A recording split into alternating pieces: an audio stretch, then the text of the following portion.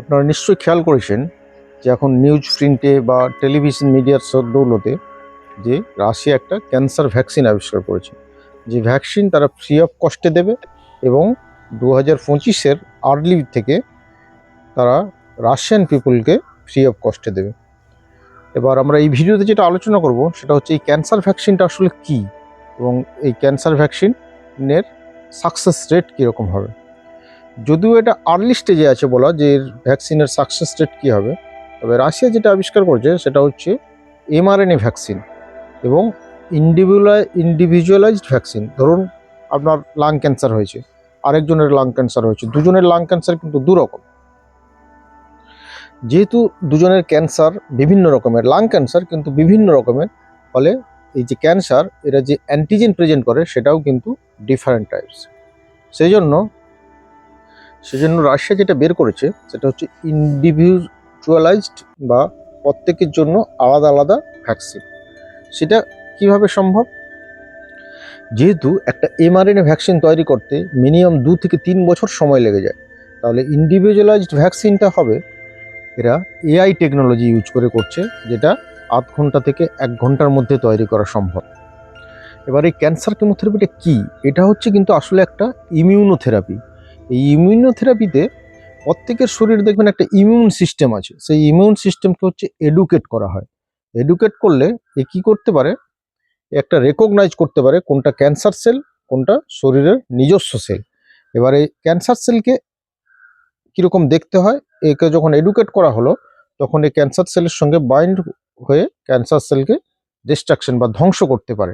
এর ফলে দেখা যাচ্ছে যে যারা লেট স্টেজে, স্টেজ 3-4 এই স্টেজেও পেশেন্টকে যদি এই ভ্যাকসিন, এমআরএনএ ভ্যাকসিন দেওয়া হয়, তাহলে কিন্তু এরা ক্যান্সারের যে প্রোগ্রেশন বা ক্যান্সারের সাইজ বৃদ্ধি সেটাও কমিয়ে দেয়, ক্যান্সারের মেটাস্টেসিসের চান্সও অনেকটা কমাতে এরা সাহায্য করবে।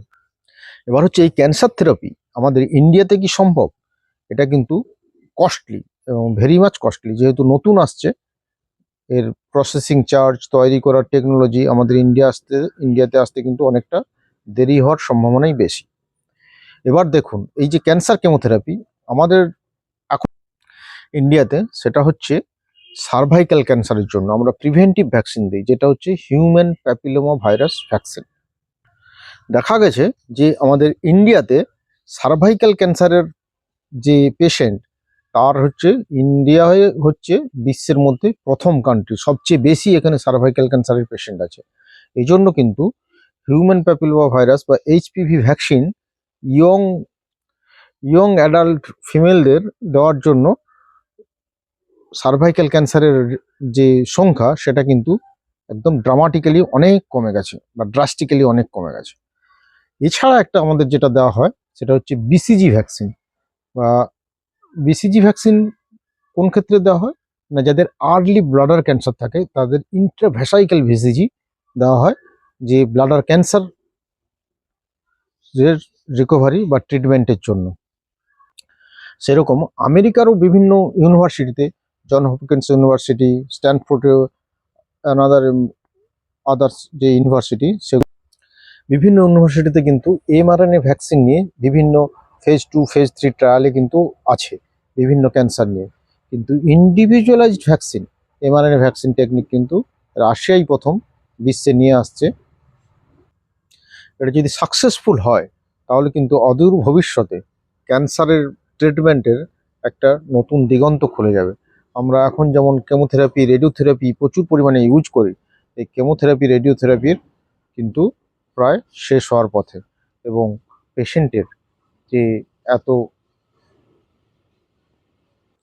অদূর ভবিষ্যতে আমাদের ক্যান্সারের যে ট্রিটমেন্ট প্রোটোকল পুরো চেঞ্জ হয়ে যাবে, কারণ তখন রেডিওথেরাপি, কেমোথেরাপির আর কিন্তু অত প্রয়োজন হবে না। যদিও এমআরএনএ ভ্যাকসিন খুব কস্টলি এবং এটা ইন্ডিভিজুয়ালাইজড ভ্যাকসিন তৈরি করার যে ইনফ্রাস্ট্রাকচার ভারতে তৈরি হবে কিনা অন্তত বিগত 5 বছরে, আগামী 5 বছরে, এটা কিন্তু একটু সন্দিহান ব্যাপার।